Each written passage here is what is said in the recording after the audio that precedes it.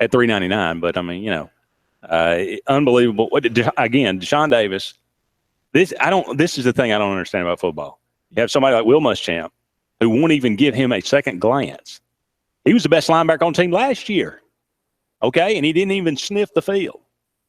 And he's out there making plays. Darrell Williams is running around sideline to sideline. And T.J. Neal didn't even play. Where is he? I don't know. But I guess we'll go and start off with the phone call. Well, it's going to be one after another today, and that's what that's what this show is called. It's called Sports Call for a reason. We want to hear from the Auburn fan base. We will have Brian Matthews up at 4:30, as we do each and every Tuesday. James, you're on Sports Call. Hey, how you guys doing? We're good, and we're glad to have you, James. Hey, guys, you saying the right stuff, but you're not saying the right stuff. The right stuff is that head man we got. That's the right stuff. That's the problem that got to be dealt with. We have talent. Everybody know we have talent. You got other ball players over there that need to be playing that's not playing, that can play. We just don't do it. Just like you just mentioned about Deshaun Davis and Darrell Williams. We got other ball players that's not given a chance because they want to holler, they don't know the plays or whatever the case may be. Sooner or later, they're going to transfer. But the problem is, and I told you guys last year, coming into this year, it's not about the talent. It's not about this. It's if the head man has improved as from a high school coach to learning as a real coach, and my answer will answer Savage. He hadn't improved none. He hasn't added. When you run 3 quarterbacks, not in the game, I ain't talking about in the game, but when you want to put them in a full house backfield, what in the world could Jeremy do in a full house backfield? What in the world could Sean White do in a full house? Who are you fooling, man? You're too smart for your own good. That's what the problem is. He thinks he is this real genius that people done labeled on him. He thinks he can come up with anything in this work. And until he gets some of them yes men from over there on the offensive side and get some people that may see something different with different eyes, then everybody on the same page. Oh, what do you see? I see the same thing you see, Gus. What do you see, Cody? I see the same thing you see, Gus. Until he gets somebody over there that can see something else that he doesn't see. But it's over for me. I'm done. He got to go. I wish we could get Bobby Petrino, and I'm throwing Lane Kiffin in the mix, not just because of what he does, but because this man, we done found out that he's a fraud. He's not a head coach. And to me, the Saturday game, like somebody mentioned, it seemed like he was trying to get fired. That's what it seemed like to me. Because you can't think of this stuff all summer long, and that's what the product you put on the field, offensive line. Herb Hand is it. Remember, Penn State, the last 2 years, they had the worst offensive line in the country. What did that offensive line do? Braden Smith supposed to be all SEC players. Braden Smith, you can take 3 or 4 of those guys and send them on their merry way and start somebody just and then go to the SEC. And I know y'all gonna holler, this is week 1. I go by my eyes. And what my eyes showed me Saturday, 7 coaches in the SEC need to be go. We need some new blood in this SEC to bring this conference back, because it is sad what they are putting out on the field with these athletes, with these athletes they supposed to have. And one more thing, and I'm done. If Andy, I know you're a positive guy. You, no matter what Gus do, you just positive. Bill, he's positive. If you guys don't see what hitting you in the face now, then ain't nothing gonna hit you in the face, man. Thank you. James, thanks so much for the phone call. 888-9-TIGER-9, 334-887-3401. We got them lined up, buddy, and it's going to be that way. And we're not going to sit here and blab our mouth. Can I say one thing? Sure you can. I'm not a Gus Malzahn apologist. However, I have defended him in the past. That game plan Saturday was indefensible. It was indefensible. It was the most idiotic, incoherent game plan I have ever witnessed in a game in my life. James, brother, I don't disagree with anything you just said. Retired Steve, you're up next on Sports Call. Yeah, this is retired War Damn Steve. Good afternoon, gentlemen. Welcome to have you, Steve. Well, I want to ask you first, is today going to be an expanded edition of Sports Call? Because it's probably needed. That's probably true. We'll see if we can borrow a little time. I don't know. Well, I was at the game, and in the words of Rob Pate on one of his articles on 247sports.com, it was a shame to behold. That's a quote. That game was ours. We should have won that game. We shouldn't have even been close. We were the better team. I was there at the game. I saw it. We were the better talent team. I was the better coach team. But we should have won that game. And what I want to ask you guys is, are you familiar with the children's tale, the Emperor Who Wore No Clothes? Come back one more time. I didn't quite get that. Sure. Are you familiar with the children's story tale, the Emperor Who Wore No Clothes? Refresh my memory. Yep. It's where all the emperors, entourage, everything, this designer who makes this fictitious attire for him, clothing to wear to a parade. Of course, there's nothing there. And no one has the courage to tell him that he's naked. So he goes through the parade naked, and finally a boy has the courage to speak out, hey, the king's not wearing any clothes. So I'll bring that up because it appears to me that there's a bunch of that going on in the athletic department, the football side, especially on the offensive side.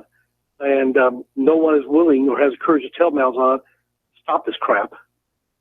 So I wanted to ask you guys, is there such a person that Malzahn would even listen to and respect and would have the courage of that person to tell Malzahn, you got to stop this. This will not work, or you won't be the coach for much longer. Is there such a person, guys? I don't know if that person's on staff. He may exist somewhere, but I don't know who it would be. Well, I'm wondering, do you think somebody like Bo Jackson, who was on the hiring committee, would have the courage to tell him, I need to talk with you, coach? I think it's a possibility. I know he was part of the search crew that actually offered Malzahn the job. And look, I don't think I'm saying anything that anybody that was watching the game Saturday night didn't see with their own eyes.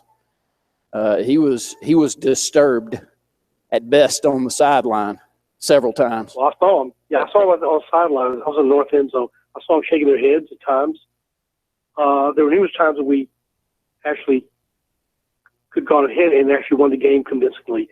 And I also, it was got to the point where friends of mine around me were making bets as to who will the next quarterback be and how quick will it be. I guess that's the new definition of fast for Malzahn, is how quickly can we put in a new quarterback? I don't know. I saw freshman quarterbacks playing for Florida State last night, for Texas, and I would have, loved to have seen our quarterbacks been developed like that. I'm speechless at this point. I don't know what to make of it. If we continue this way, I don't know, we'll win probably more than 4 or 5 games. And then this is, I have a long list of a lot of things. I'll shut up after this.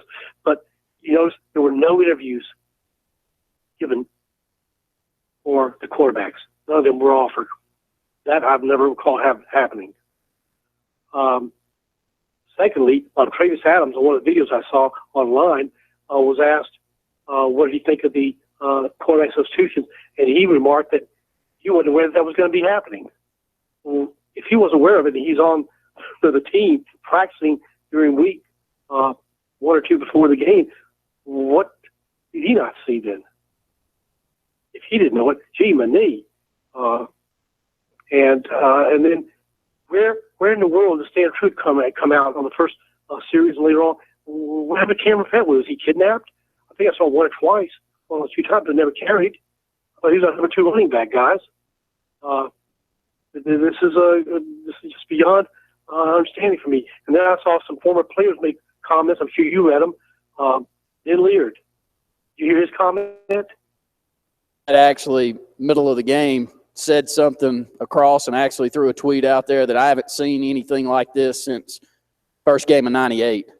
And Ben Leard did that later in the game because it was the worst offensive called game that I've seen since that one, and that one will make your stomach turn thinking back on it as well. Well, his hashtag was #horrible. Well, it was bad. And Retired Steve. It's all valid questions. It's all valid questions. Yeah. Steve, we got a lot. I like the old Malzahn. That's what Rob Pete said. We need the old Malzahn back. I don't know who this new Malzahn is, but this can't go on. Thanks for taking my phone call, guys. I'm going to be quickly drinking some more, and Ward will lead the way. Thank you, buddy. And let's get one more phone call before we head to break. Todd, you're on Sports Call. Hey, guys. How are you? Good. Glad to have you, Todd. Thanks for having me. Trying to detox from Saturday. This crew has forced me to start drinking bourbon heavily. And but I'm okay. I'm going to make it. Positive, obviously, the defense. It finally looks like we got a defensive coordinator who's comfortable being here and being Auburn's defensive coordinator. And he's been through a lot, and that staff is over on that side of the ball. Has just done an outstanding job. Thank you.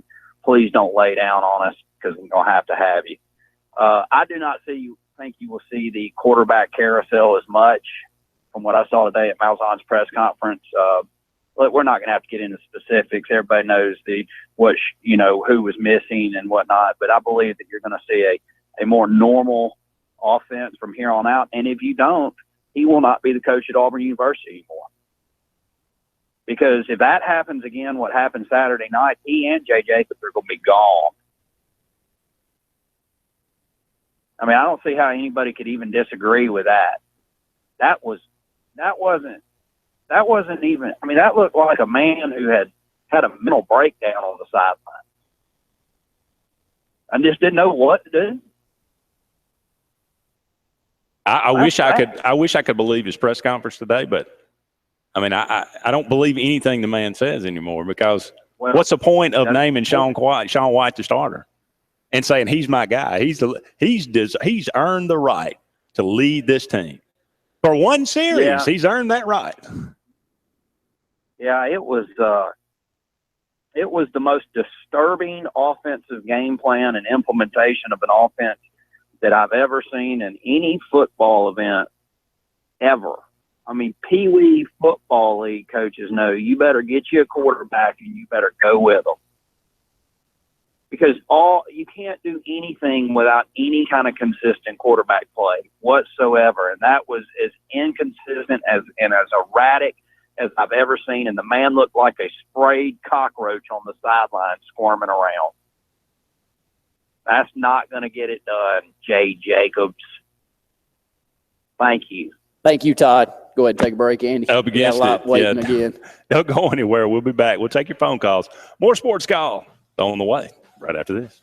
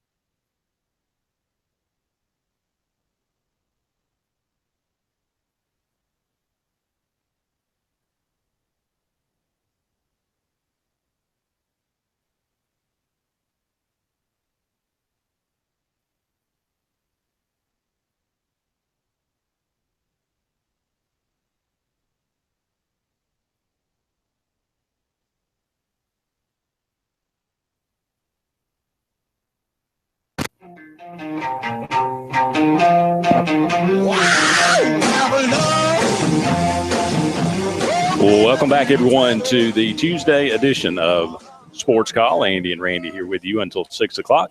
Taking your phone calls at 1-888-9-TIGER-9 toll-free or locally at 334-887-3401. Sports Call today brought to you by Lee Marketing Group. From logo design and branding to ad placement, LMG can handle it all. For ease of time, cutting-edge, results-driven marketing campaigns, think Lee Marketing Group, your comprehensive marketing solution. Check them out at leemarketing.net. Just FYI, Drew won the prediction contest, picking Clemson 34-24, so a 10-point win. There wasn't very many very close. I don't think anybody anticipated that low scoring of a game. But we'll go right back to the phone line. Ed, you're on Sports Call. Hey, guys. Hey, Ed, how are you doing? I'm doing about as good as could be expected.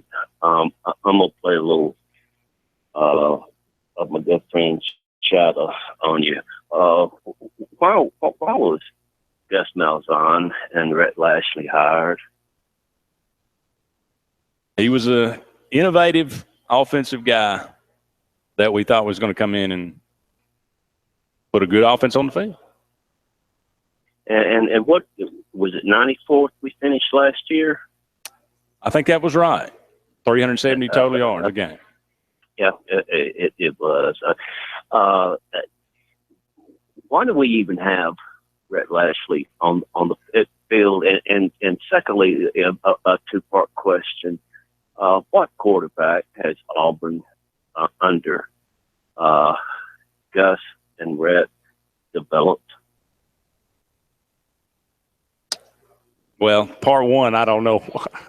I don't know what purpose he serves, to be perfectly honest. And two, I would say Nick Marshall got better in the second year. He threw for more yards, he threw for more touchdowns, but that's that's reaching. Yeah, but enough of of that kind of stuff. I wanted to give props out. I think the running backs did okay. I think the game plan. I think Gus and Brett. I don't even know why we have Brett on the staff. He's just wasted money. But Gus has got to get back to his, to his strength of building an offense and running an offense. And there are more excuses this year. Either he produces, and we know we'll stomp Arkansas State this week. And, Clemson was a good team, but play calling was just so pathetic. If you let a quarterback take you down to 4th and 1, and then you pull him, and Gus will sit there and talk about, you got to build confidence up in these kids. And you pull the kid at 4th and 1 to put in another quarterback, when if they would just kick the field goal, that last drive, all they needed to get down to was like the 30, and they could have put it into overtime. But, decision making, it's like Gus has went into some kind of cave. I don't know. He's become just frustrating to watch. I did want to give props out to Steele and T. Will. I think T. Will has done a great job with those linebackers, which people really didn't expect a whole lot of our linebackers this year because, of who we lost. And, we didn't have any Keel Spikes and those kind of guys coming back. And I think they did fairly well. The O-line, I wanted to, get props out there.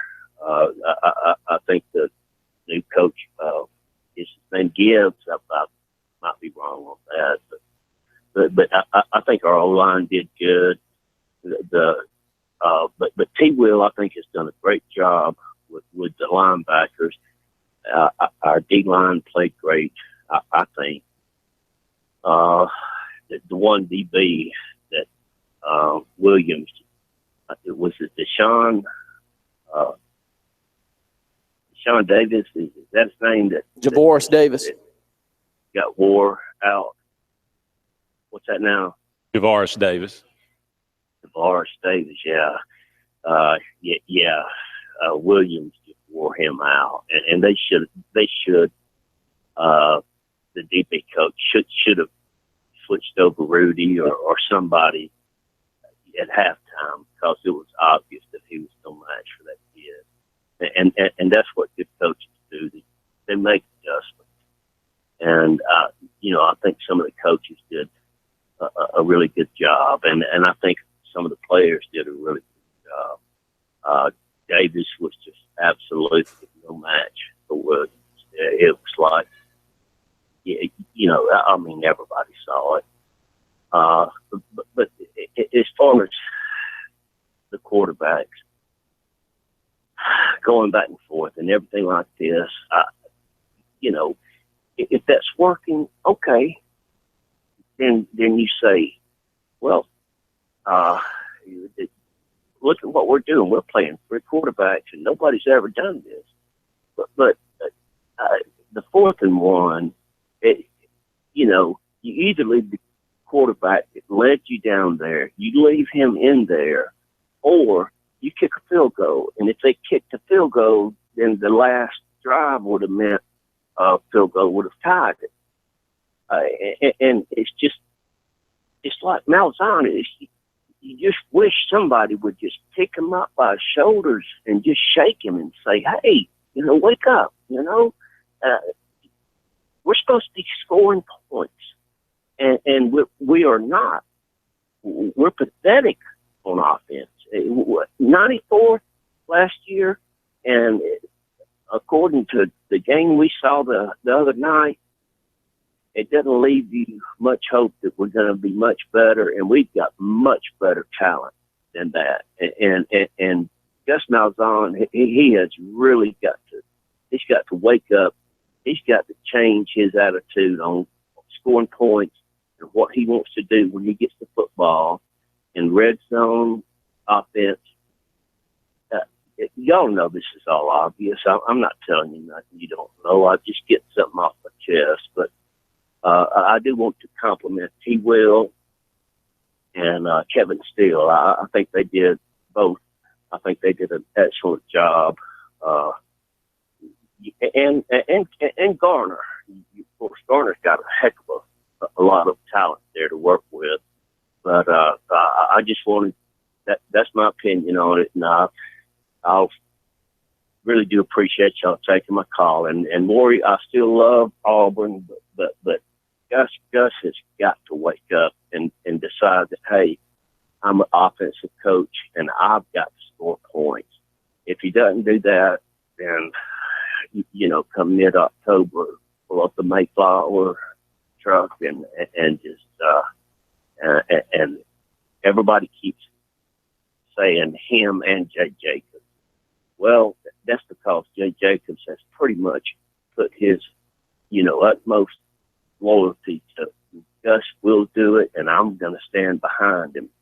If Jay's a smart man, he's going to be having some face-to-face meetings with Gus and saying, listen, buddy, you're a friend of mine, but we've got to score some points. And I appreciate y'all taking my Thank you, Ed. We appreciate it. All right. Up against the break here, but when we come back, Brian Matthews, hopefully, will be with us. We'll get his thoughts on the proceedings that took place in Jordan-Hare Stadium on Saturday night. Join us when we come back. More Sports Call is on the way.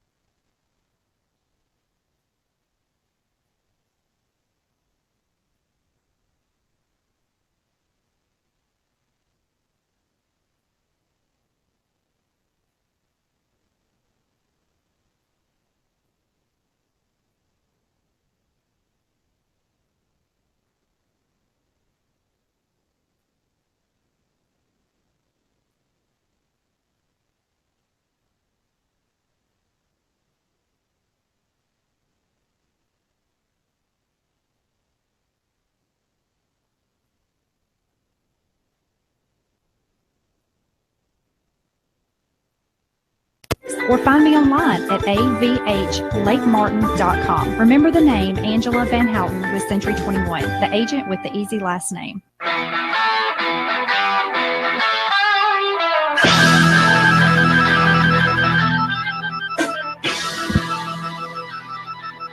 Welcome back, everyone, to Sports Call on this Tuesday afternoon. Andy and Randy here with you until 6 o'clock, taking your phone calls at 1-888-9-TIGER-9 toll-free or locally at 334-887-3401. We'll pick up your phone calls in the next segment, but right now we want to go to the phone line and welcome in our good friend Brian Matthews from auburnsports.com. Brian, how's everything going today? Everything is going really good, guys. How are y'all doing? We're doing really well. It's been an interesting show so far. It was an interesting weekend.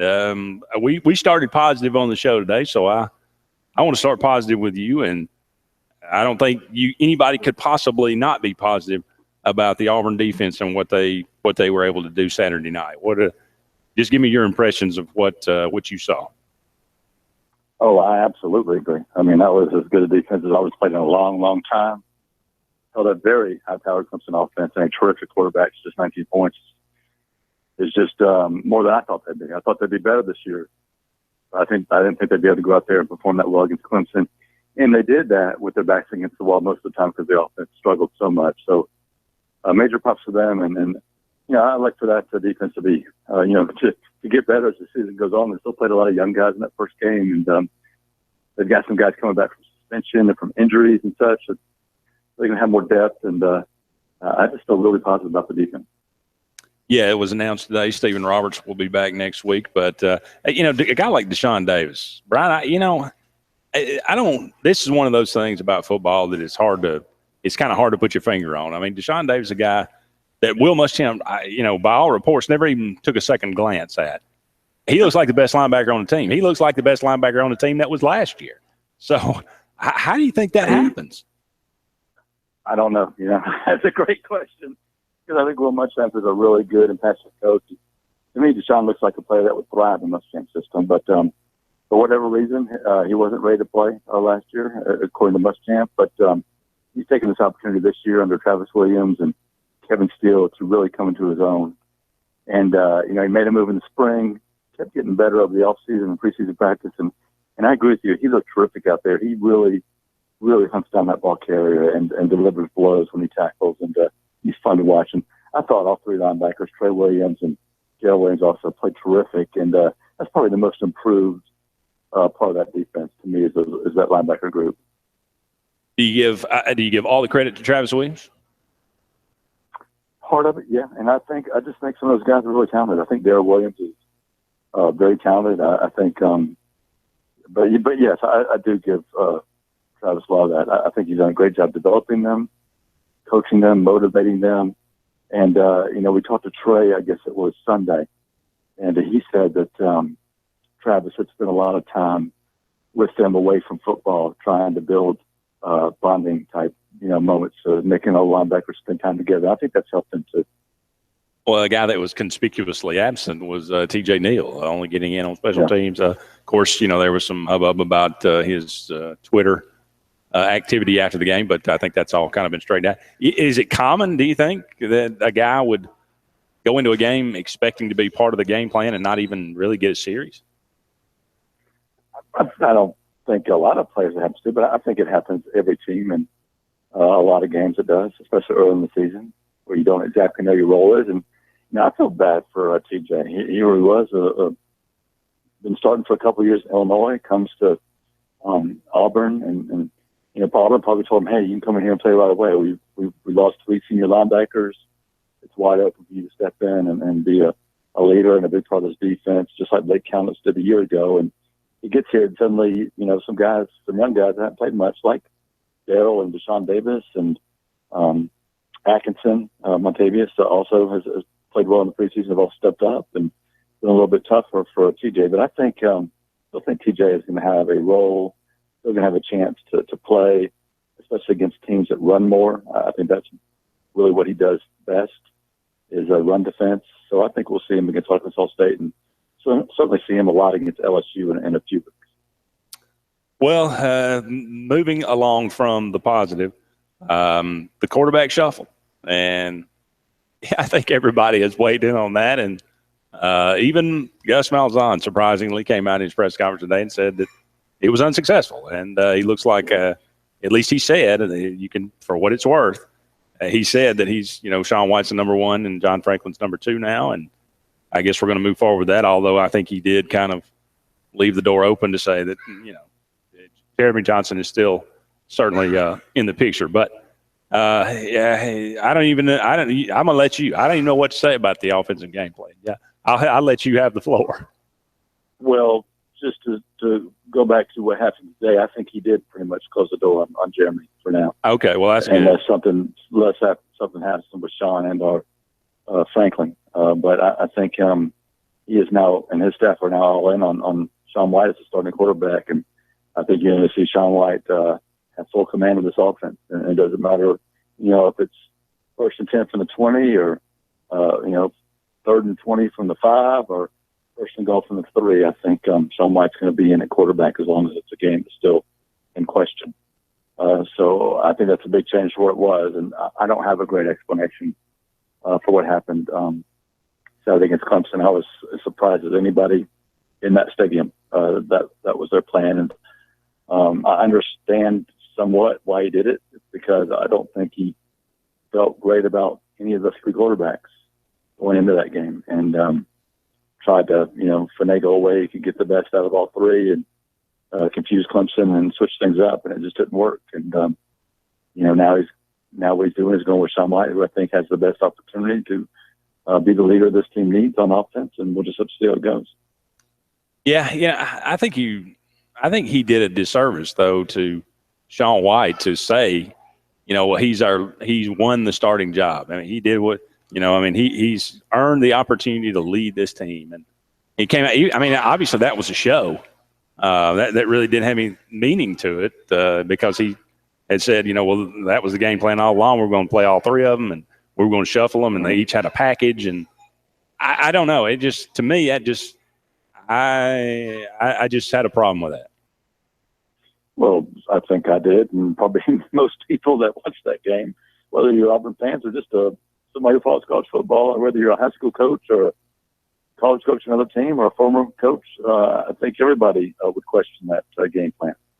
And, I can't point to any, in my memory, teams that have thrived with a 3 quarterback system, and, even 2 quarterback systems are rare, but, Steve Spurrier managed to do it at Florida once or twice, and we've seen it somewhat effective at other places. But still, the best way to run an offense and to run a quarterback position has to have one guy that you can rely on to depend on. And I think that's the way that Auburn's going now. Well, it was a big recruiting weekend, a lot of unofficial visitors, several official visitors as well. Any movement over the weekend or anything to report about anything that happened over the weekend? Jeffrey was, doing all the recruiting stuff. I didn't really hit on it. During the weekend, I was mostly concentrating on football, but I know that Willie Dunt was here and he wants to visit some more places, but he'll have a decision soon. I think Auburn's in good shape there. I think Auburn's in good shape with Kenny Britt, the linebacker from Oxford.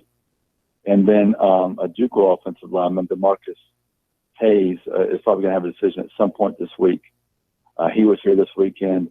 He said Auburn was the team to beat. So I think Auburn could pull a commitment from here real soon. And, when we talk about the offense, Auburn's got issues at quarterback. They've got issues at offensive tackle. They got some other issues talent-wise, I think. And if you can add a guy like DeMarcus Hayes, get Calvin Ashley in, Prince Tega should be more ready to contribute this time next year, maybe be a starter. Prince Salmons is redshirting this year. He'll be able to compete. So suddenly go from a position with a lot of question marks to next year, a position with some depth and some talent and some real competition. Speaking of that, you think there's any chance Tega is starting before the end of this year at right tackle? I still think he's got some growing to do and some learning, but I don't want to say definitely no. In normal circumstances, a guy that moves from defensive line to offensive tackle in the summer, I would say no way. But I think that Prince Tega is a very talented, very smart, very hardworking, an exceptional person in many, many ways, and athletically too, just his size and athletic potential.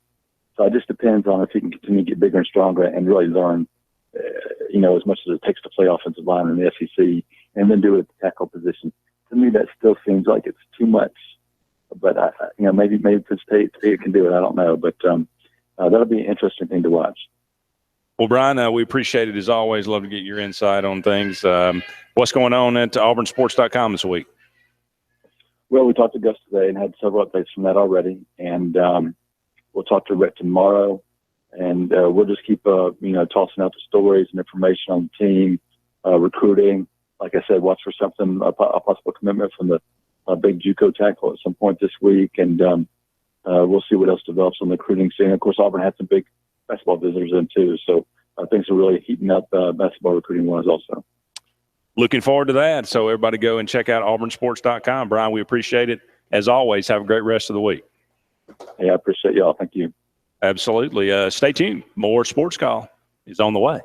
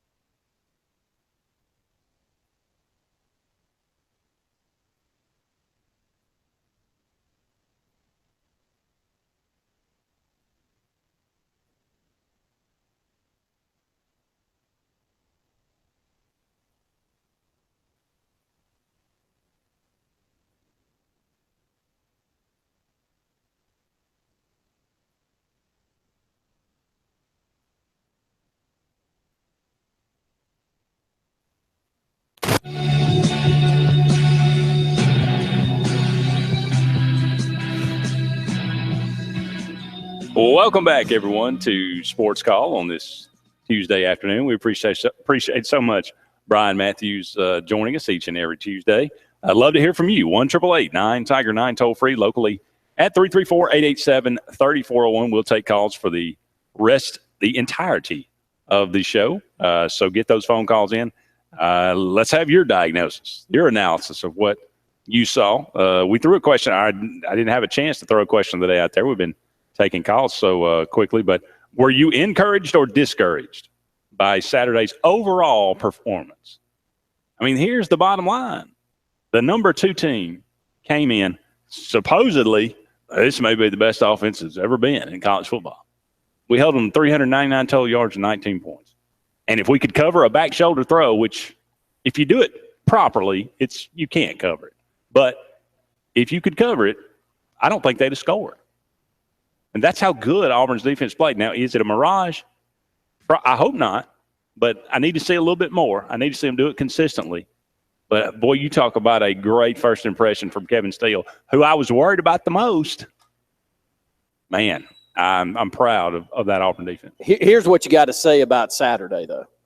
In a game that you should win, and you should win handily, you've got to dominate defensively. Great defenses dominate defensively in games like we have Saturday. And that's when we'll know, Andy. I saw all I needed to. My eyes tell me what I wanted to see. So when you ask, encouraged or discouraged, I think the Auburn fan base would say 50-50, of course.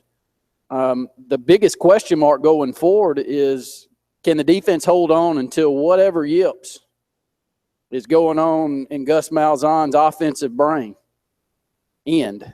Because what did we say all summer? Pace. Getting back to tempo. Getting back to leaning on folks with tempo. Now, I'm not shocked to not see us do that as much against Clemson, because I don't know how much we wanted their offense on the field. I can get it in that game alone. No other ones. But if we don't come out running tempo and pace Saturday with some kind of quarterback that can test the edge a little bit, but the biggest problem I had with Saturday night, when I almost just got on up and left, was when we ran 3 consecutive plays to Kerryon Johnson with John Franklin III in the backfield for about 40 yards. And then I don't even know how to explain what happened on the next 2 plays or why in the world you'd stop it. Because just the fact that maybe he may pull it and go around the edge, you saw a difference. And you go back to the years where all the positives around this offense, and they lie in that. And I said it till I was blue in the face, and people, well, you're not watching Last Chance U, Randy. You know, I don't care if he has to punt the ball down the field. What I see with my eyes tells me that a quarterback that can run is what kind of system is going to be successful for Gus Malzahn. We're not seeing it now. It's his fault. He recruited them. He's not playing with the players that he was left with. It's not high school football in a small town America where you just luck up. Sometimes you got to throw in quarterback. Next year you may have one that needs to run the T. You're going out picking the ones you choose. And it ends up where you have no identity, none. And we still run the T. 0. Well, I'm fine if you run the T if that's your identity, if that's who you are. But to have none, I don't get it. No, I agree with everything you said. And again, you know, I mean, even if you take away the fact that you changed quarterbacks, 21, 22, 23 times in 71 plays. So about every three plays you change quarterbacks. Even taking that away, all we heard all summer was Cameron Petway may look like the best running back we got. Big, physical. He's been playing tailback. We moved into tailback.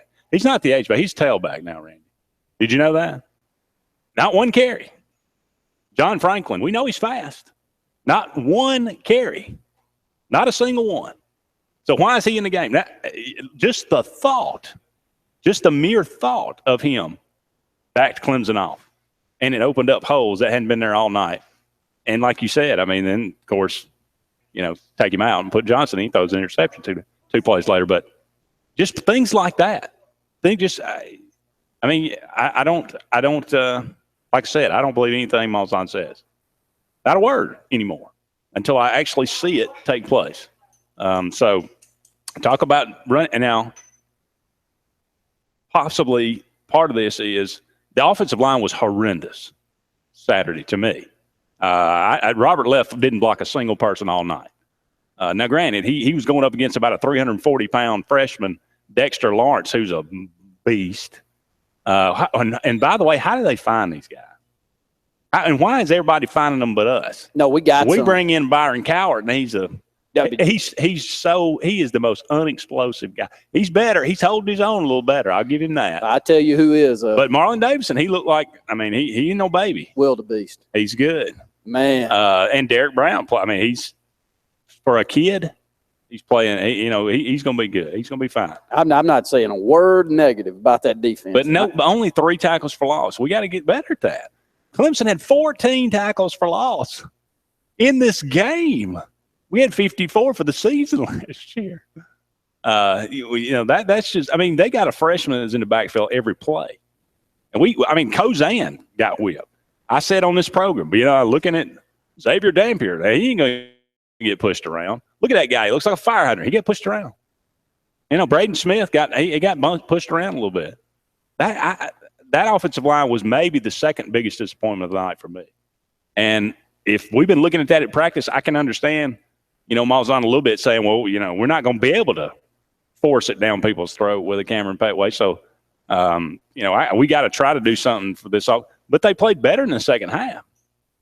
But they were 38 total yards, 1 rushing yard. Now, granted, we had a lot of sacks, but that was brutal. Encouraged or discouraged by Saturday's overall performance? 888-9-TIGER-9, 334-887-3401.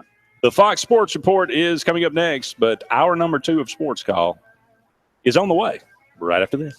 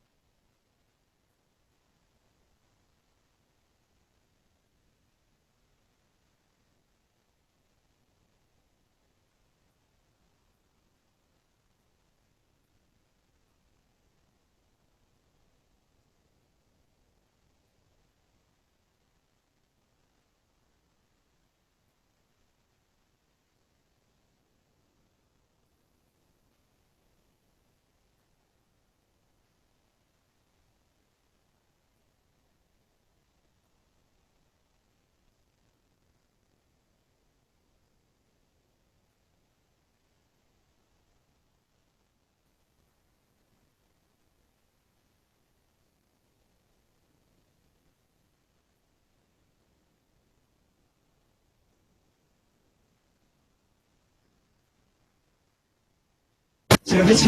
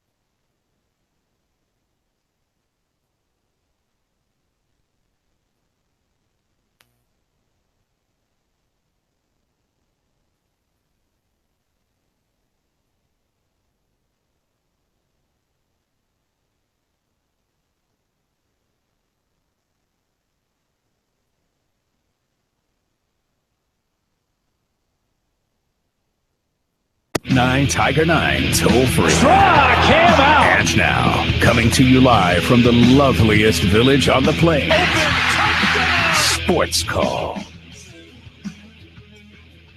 Hello, everyone, and welcome back to Sports Call on this Tuesday afternoon. Andy Graham and Randy Lee here with you for one more hour. Taking your phone calls at 1-888-9-TIGER-9 toll-free, locally at 334-887-3401. Were you encouraged or discouraged by Saturday's overall performance?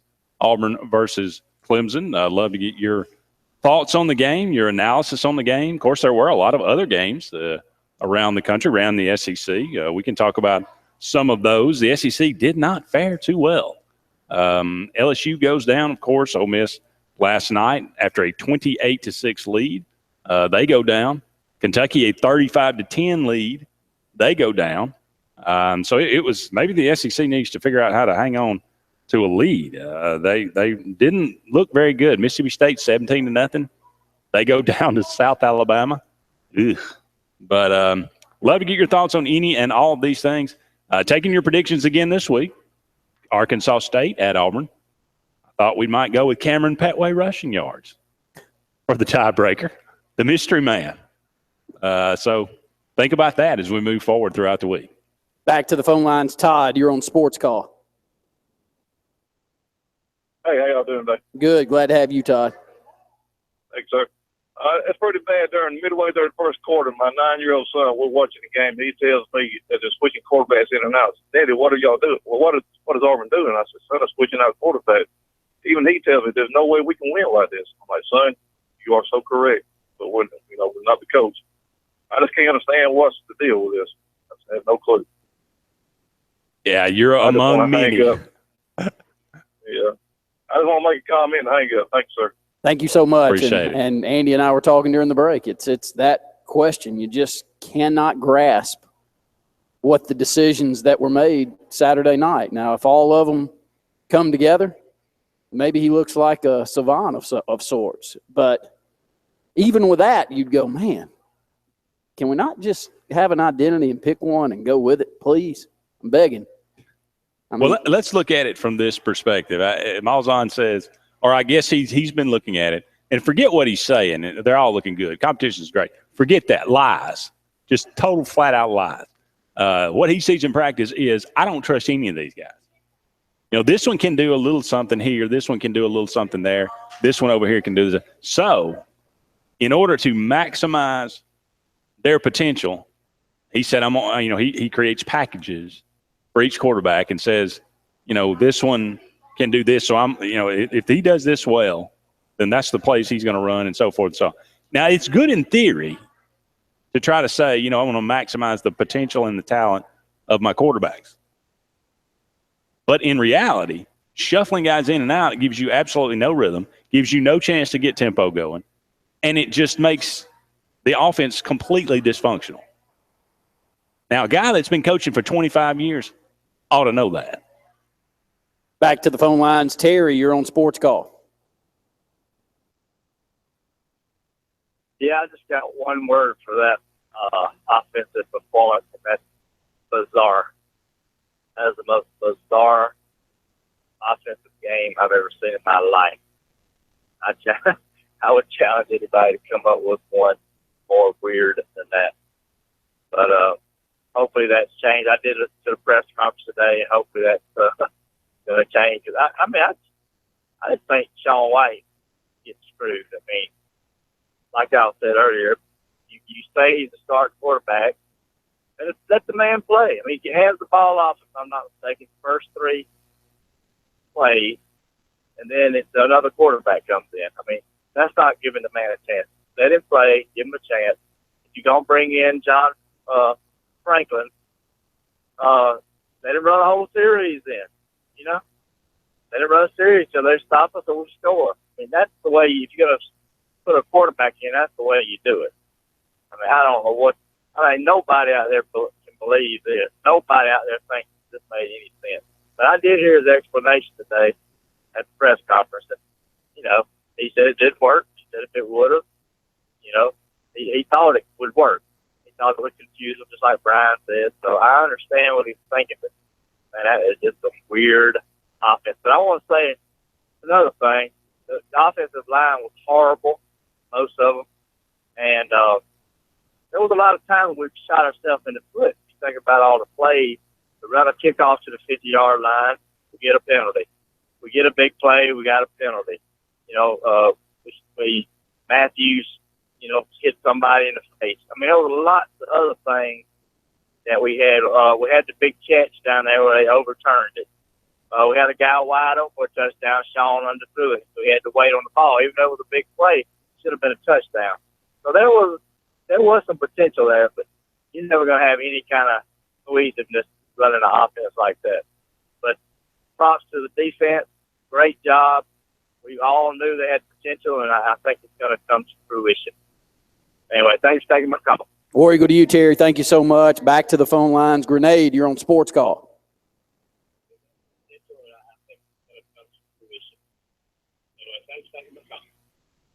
Hey, Grenade, how you doing?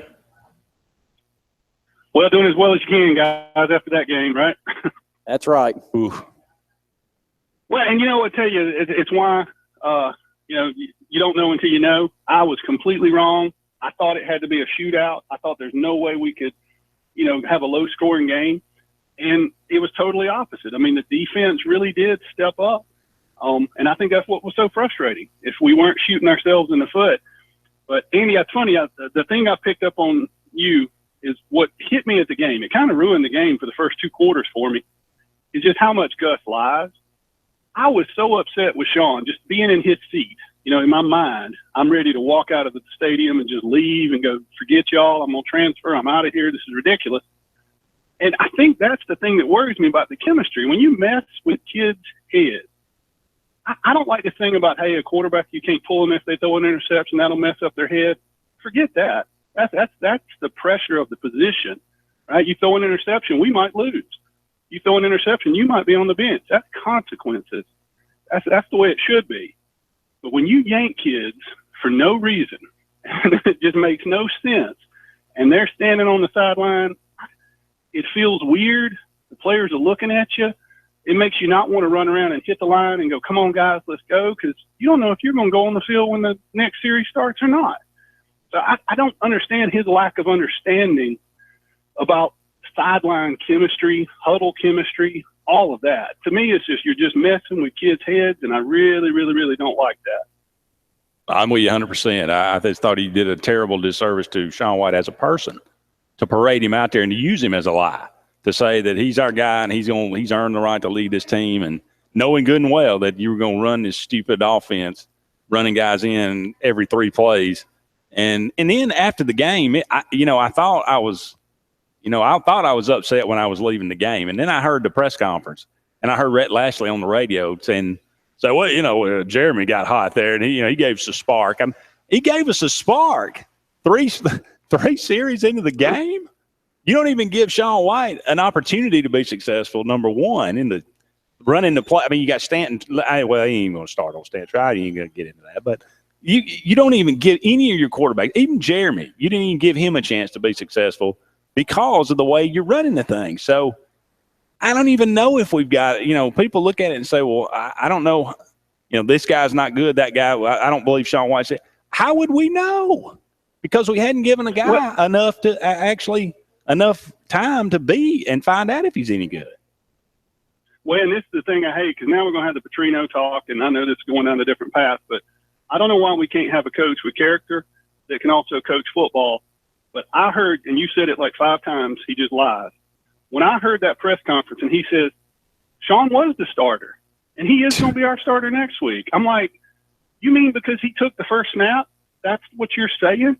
And when he said that about, hey, we had certain packages and certain positions and certain plays, look, I actually rewatched the game. I hate doing that when Auburn loses. If there was a rhyme or a reason to who came on the field when, he's just lying. And, we can all debate Sean White or JF3. I get that. Everybody does that.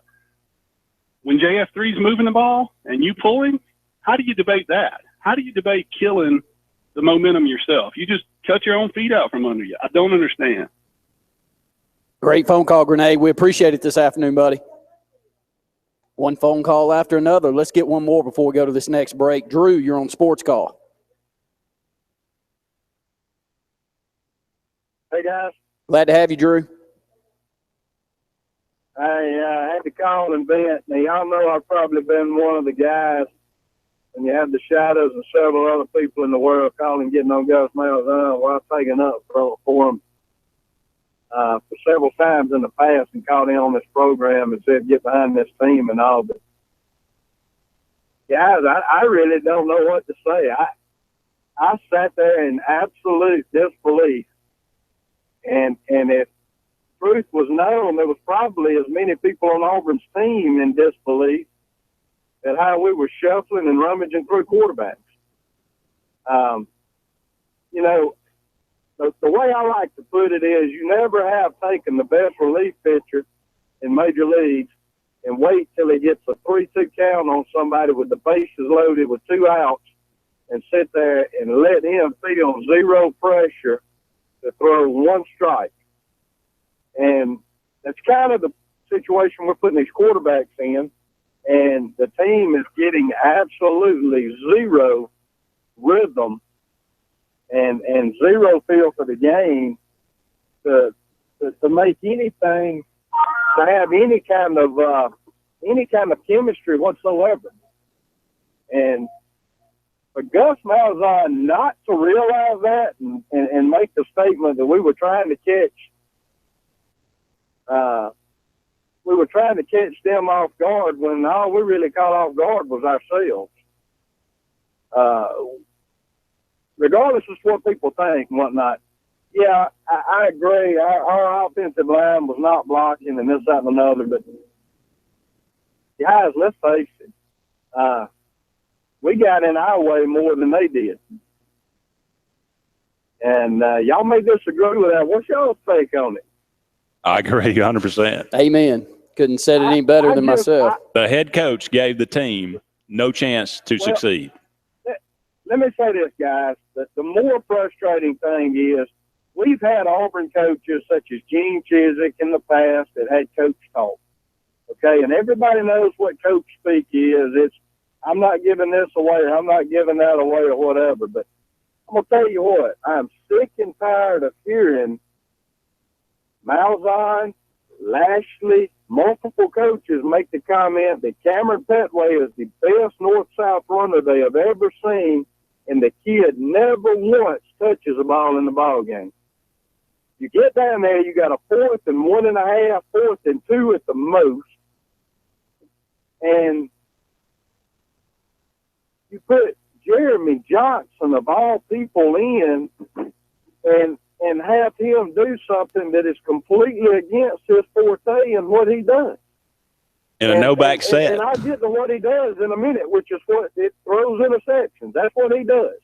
He does not need to step back on that football field.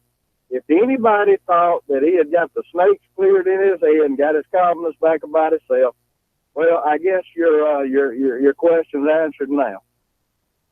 So you put John Franklin in, he moves the team, you take him out, and we throw a pick. And then we do it again. And Malzahn has got to do one of two things. And I say Malzahn because Malzahn is the head coach. Malzahn has got to figure out what kind of identity he wants this team to have.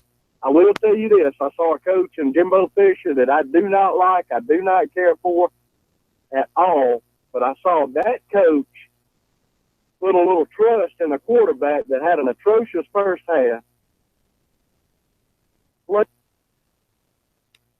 I think we lost Drew. We got to get to break anyway, though. Drew, I understand and echo your comments. They definitely he coached circles around Hugh Freeze last night. Up against a break. Don't go anywhere. We'll continue to take your phone calls. When we come back, more Sports Call right after this.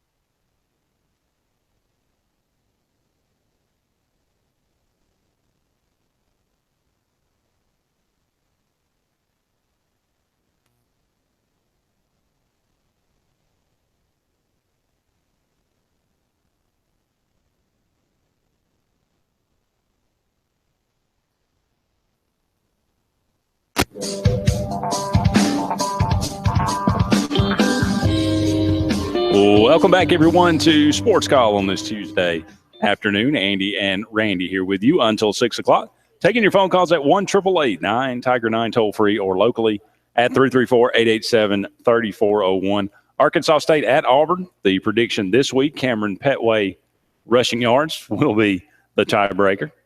Drew won the prediction last week. Clemson 34, Auburn 24 was his score. But we'll go right back to the phone line. Mike, you're on Sports Call. Yeah, guys, I'll tell you what. There's an old adage in coaching that you're never to take the game away from the players. And apparently Gus has forgotten that adage because he's making it all about him. And I think if he'd left Sean in there and just trusted him a little bit, I think with the way that defense was playing, we'd have won that game by 2 touchdowns. It's certainly possible. I think if we were even moderately competent offensively, we would have won the game. It's baffling. I think everybody pretty much feels the same way. I mean, it's not just that he changed quarterbacks. It's that nothing. It just seemed like it was all incoherent. It was just kind of a mishmash, hodgepodge offense. It was like, well, let's run this play. Well, okay, well, let's run this play. I mean, nothing was setting anything up. Nothing. It seemed like there was any kind of rhythm or any kind of thought process behind it. It just seemed like it was just all jumbled up. And I mean, like the Facebook thing, it was like Twister. I mean, you were just spinning a needle, and where it landed, oh, okay, we'll run this one. Yeah, I think everybody just felt bewildered, and then yet we're throwing Hail Marys and with a shot to win the game at the end. That was another bewildering fact of the game. Hey, that little receiver, number 33, Will Hastings. That dude's a player. He takes me back to some of those guys. We had a couple of little guys like that under Dye that could play, and I bet you dude could run back punch too. He's got a little Trey Gaines in him, that's for sure. Maybe a little Sean Wasden. The one right there. Yeah. Hopefully he's going to, stick with Sean and get untracked here because we've got the makings of a good football team. Yeah, the talent level was even. I mean, for all those people that said Clemson is wholly and above talent, more talented than Auburn, that was not the case. Mike Williams is really, really good. Deshaun Watson is really, really good. But team for team, I didn't see a lot of difference. Yeah, we've been recruiting well, and our linebacker, Deshaun Davis, I suspected all last year he might be our best linebacker, but they never would leave him on the field. I mean, that guy looks like NFL talent coming in. He certainly put a stick on people. He's not scared to fill a hole. This instant replay business, I think it's hurting the game. I mean, you can slow most of these plays down and make a case, to overrule just about any call. When you slow it down, freeze frame it, and all that. But Kerryon Johnson caught that touchdown pass. They just didn't like the way he caught it. He caught it between his forearm and chest. He caught that ball. He should have had his hand on it. My goodness, this is, that's ruining the game.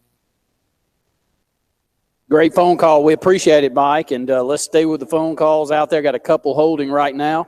Drew, you're on Sports Call. Hey, fellas, how we doing? Good. Glad to hear from you, Drew. Yeah, man, I think I don't care who your quarterback is. If we get that offensive line that first half, we ain't going to win a ball game. I mean, it's hard to get anything going when you got 3 guys 5 yards deep in your backfield every play.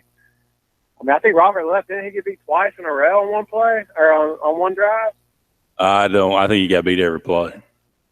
I mean, have y'all gone back and watched the game?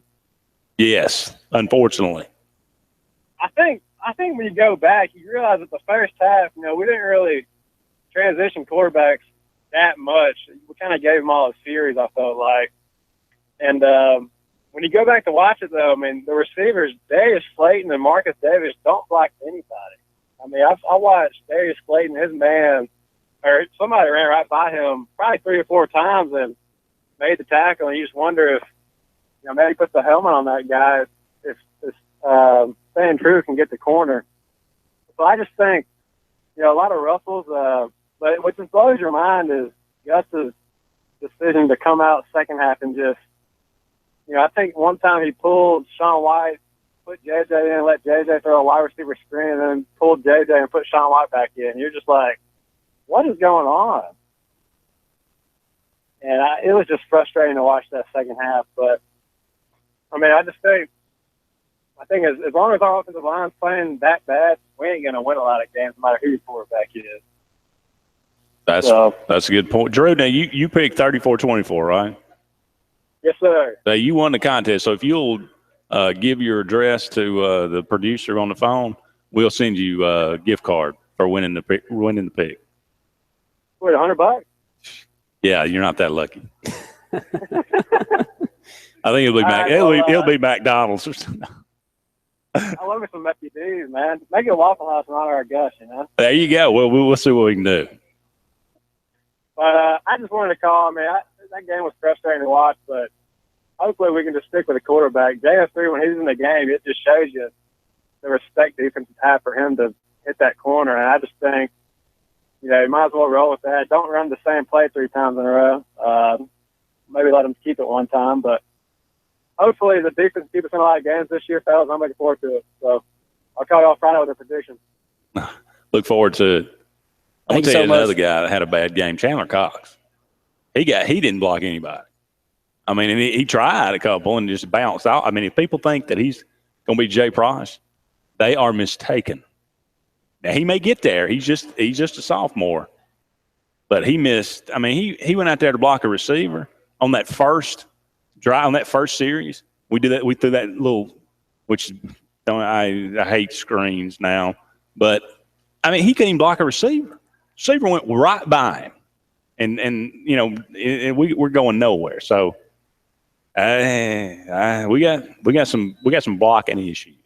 888-9-TIGER-9 334-887-3401. Several phone calls holding. Got about 30 minutes left on the program. Love to hear from you. Absolutely. Up against the break. Let's take it quickly. We'll come back. We'll get your phone calls. 1-888-9-TIGER-9 toll free locally at 334-887-3401. Join us when we come back right after this.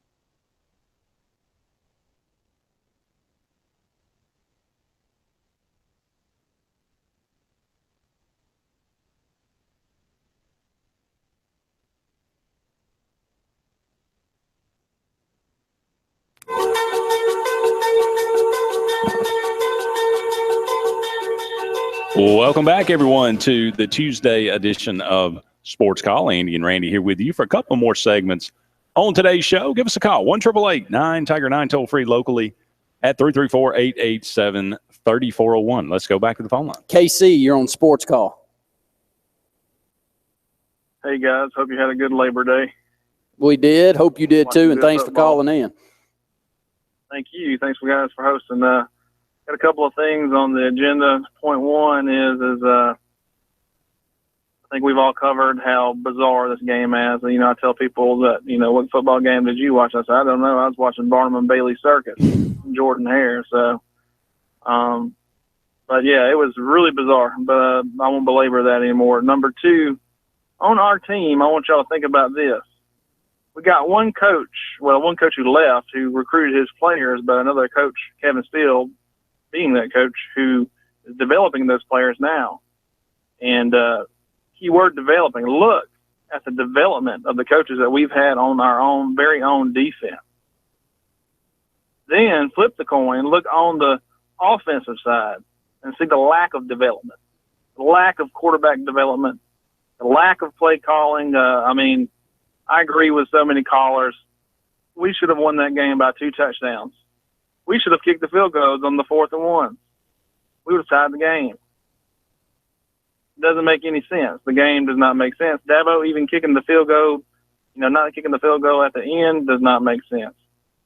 I don't know. It was really weird. But I can tell you right now, I've never seen any coach, even Steve Spurrier, take a quarterback out when he's in the rhythm.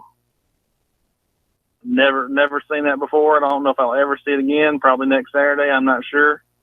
I mean, it's like Malzahn is on some kind of drug or something, because we've got the presser right before the week. He's like, Sean's our guy, and act like he's he's going to be it, and he gets pulled in the first play. I mean, this weekend didn't make any sense. And there's an article, I think it was on FoxSports.com, that said the only coach on the hot seat that, he was basically the only coach on the hot seat that hastened, just basically added more fuel to the fire. And I'd have to absolutely agree with that. I mean, when you're paid $5 million to run an offense, and if you could have, I can tell you right now, if we run App State's offense down there on the goal line with JF3, we brought in a really quick wide receiver out on the edge and did the triple option, we would have scored a touchdown.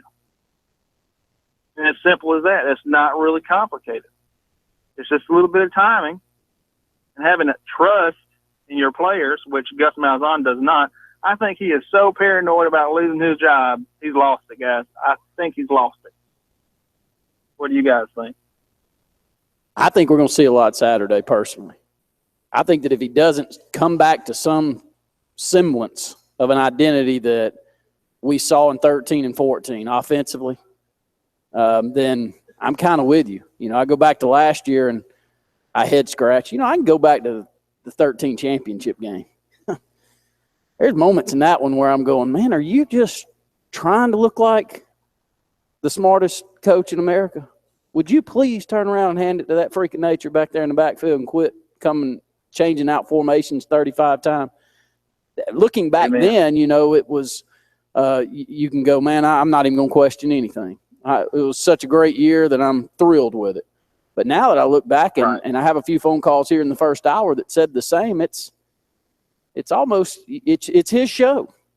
It's him showing how versatile and that he can be. And I'm not completely off the bus, but buddy, I ain't got but about a toe left on it after Saturday.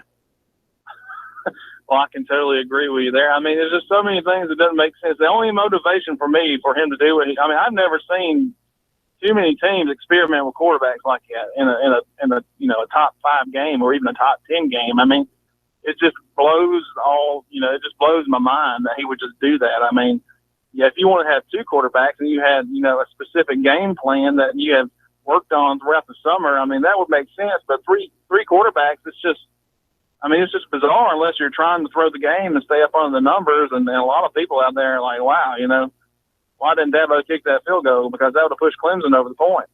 And I mean, unless a bunch of boosters have got some money on it, that's the only thing I can think of. Well, you run outside on 3rd down. Now, why not just run up the middle twice, and then you have 8 seconds left on the clock.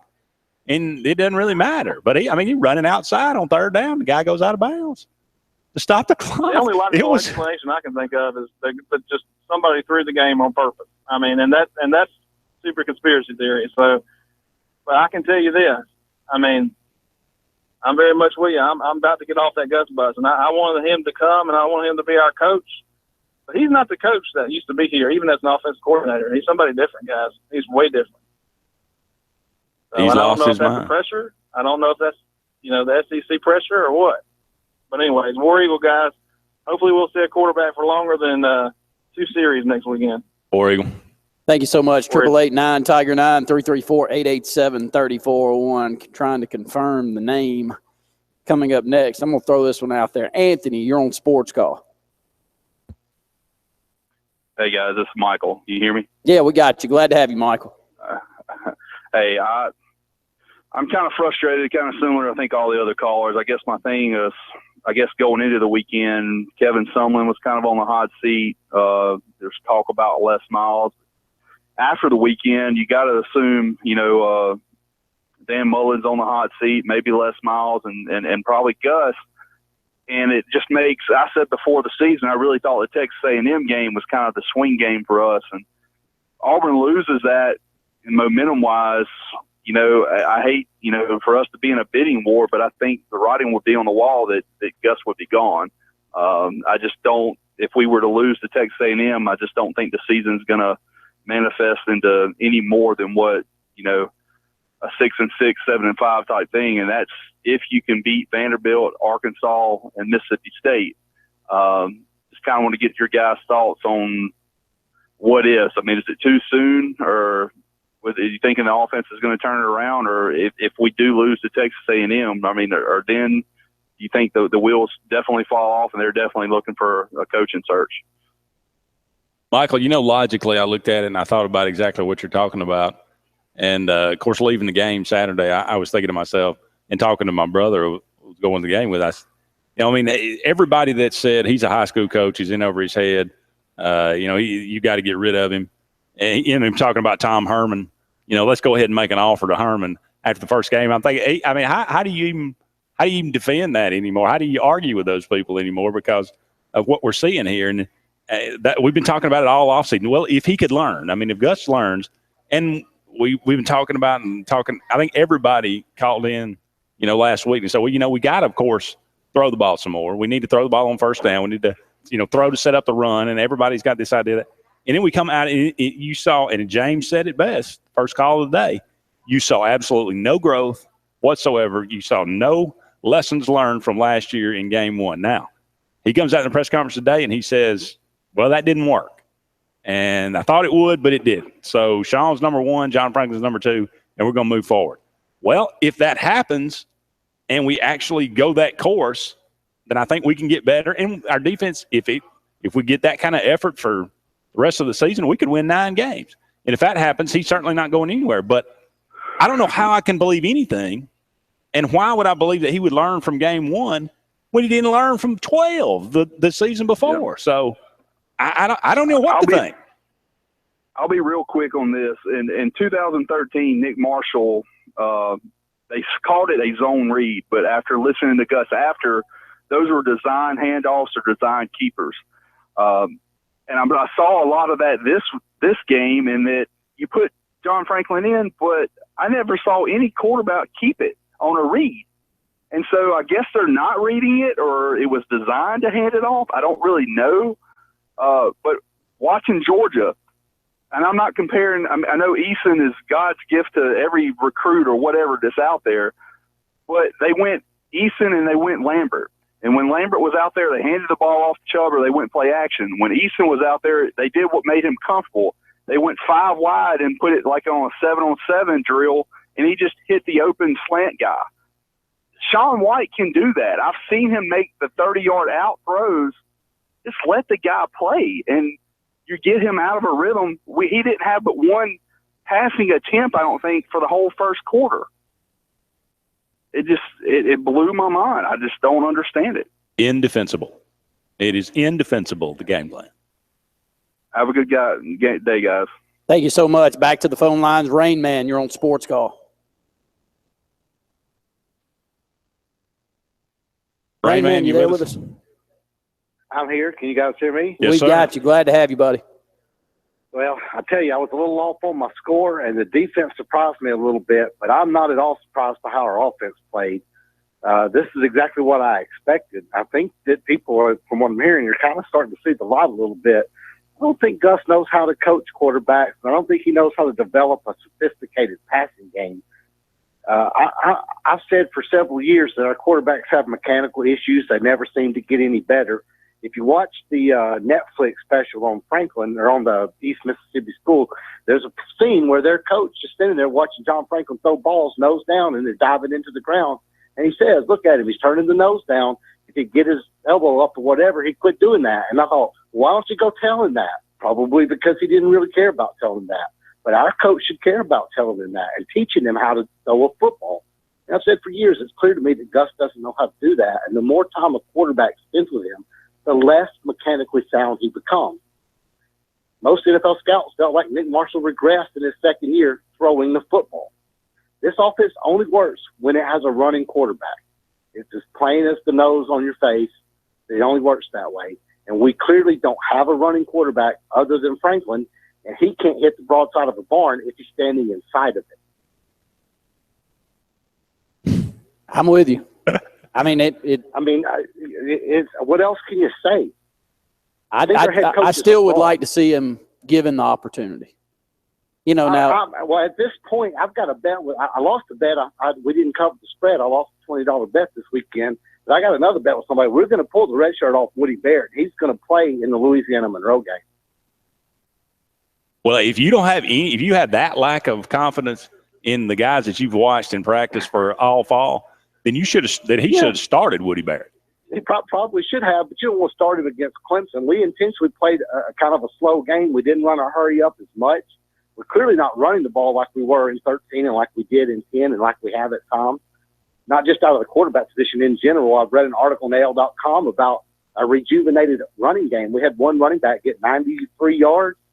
As a team, we rushed for, what was it, 220 something? I forget exactly. It wasn't a whole lot. 87. We rushed for 87 yards. Oh, well, I'm sorry. I was thinking without counting out the do they take off for the quarterback sack yards? Yeah, I mean, that's minus 40. We rushed for about 130 yards, I think.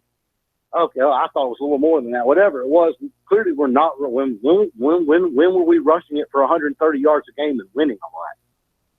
You go back to the winning games and the winning seasons, we were rushing it for a lot more, like 250 to 300 a game. And a chunk of that came from the quarterback. This is not the same offense from year to year. I don't think he has a real plan. Nick Saban calls his thing the process. What's our process? Well, we have no process, right, man? We appreciate the call. We got to get to break. One final segment of the Tuesday Sports Call right after this.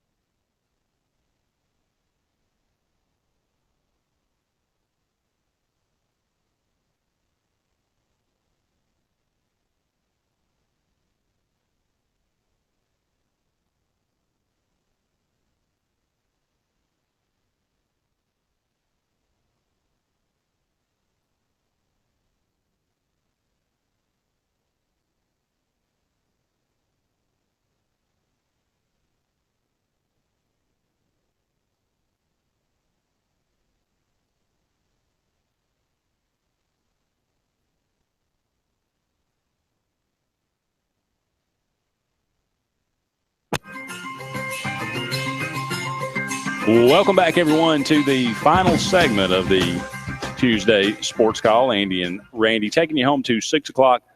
Still time to get that final phone call in. 1-888-9-TIGER-9 toll-free locally at 334-887-3401. We apologize. I know a lot of you are out there holding through the break, but, we try to get to as many calls as we can. If you didn't get a chance today, call in tomorrow or Thursday or Friday. I'll be here Thursday and Friday. Randy will be here Thursday. So it's been a busy day. We try to do the best we can. Again, 888-9-TIGER-9, 334-887-3401. Outside of Leonard Fournette on LSU's team, which, by the way, he rushed for 23 carries for 138. They didn't have it 126. So they were minus 12 outside of him and 131 yards passing. Les Miles is the only one that can have a Leonard Fournette in the backfield. And somehow, well, I don't know. I watched Auburn Saturday night. Andy, there's no way he makes it through this season. I can't imagine. I don't know why everybody is, thought that they were going to be a national title contender. They're the same team. They just don't block as well from last year. I mean, Brandon Harris is the same guy. What made people just think he's going to all of a sudden be great? He was 12 of 21, 131 yards, 2 picks. He rushed for minus 15 yards. A lot of sacks. I mean, again, that's the difference. I mean, they shut down Leonard Fournette in the first half. And I'm with you. I mean, LSU's an 8-9 win team. That's what they are. And he's gone with that. I think you're right. That's a big check they got to write. What's the check? I don't know. Last year it was 15. This year it's probably got to be 12. Something like that. Maybe 10. I don't know. It's 10, isn't it? I mean, since we extended it a year. So that's something to look forward to. If that, again, we talked about that. That was why do you extend the contract a year? I tried to say and play devil's advocate and say, well, you want to keep that contract the way. I mean, everybody just kind of, it's not necessarily you just keep it where it is, from year to year, roll it over. Oh boy. Now but again, Jacobs is tied to Malzahn. I think they're in this together now, and they are out together. So, did you talk about ticket prices last week to Auburn compared to the other SEC schools? I did not. And I need to pull the numbers up. Someone told me in passing, and you say $110 for a ticket's too much? Auburn's ticket prices are like from the second closest, 20 to 30% more. Wow. I want to have specifics. Pull that up for us for Thursday. We'll do that. We'll talk about that Thursday. And I'm not saying, I'm going to pay for it as long as I can pay for it. I'm going to the games. And probably a lot of Auburn fans are out there. But a little bit of gouging. Let's see what, for the product that's on the field. Yeah, it's an issue. We're getting hustled. For Randy Lee, we appreciate all of you out there joining us today. For Randy Lee, I'm Andy Graham saying so long for now. We'll talk again soon.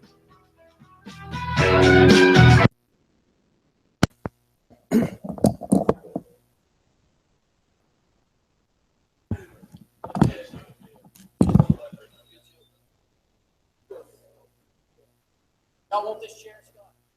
No. They want it up here? Okay, Bob, good.